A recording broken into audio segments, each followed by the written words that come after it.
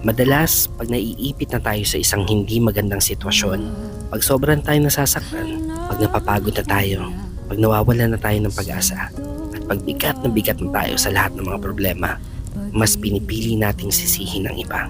Mas pinipili nating sisihin siya. When we are in so much pain, we blame God for a lot of things to the point na tinatanong natin, bakit niya hinayaang mangyari ito sa akin? Pero minsan, naisip mo ba na nangyari yon dahil ginusto mo? At andyan ka ngayon sa isang mabigat na sitwasyon kasi pinilit mo ang hindi naman para sa'yo. Pero kung ganun man, alam kong tinatanong mo rin kung bakit niya hinahayaang patuloy kang magdusa at masaktan.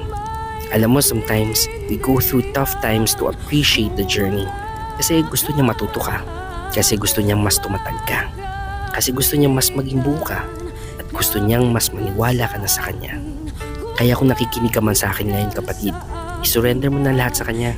Yung depression mo, anxiety, at lahat ng mga problema mo sa family, finances, relationship, work, health. Kasi maniwala ka, kailanman hindi ka niya iniwan at hindi ka niya pinabayaan. Minsan, mas madali lang sa atin ang bumitaw. Pero andyan lang siya. Hinihintay ka lang niyang lumapit na muli sa kanya. At tandaan mo, hindi ka niya dadalhin sa isang laban kung hindi ka niya ipapanalo sa dulo.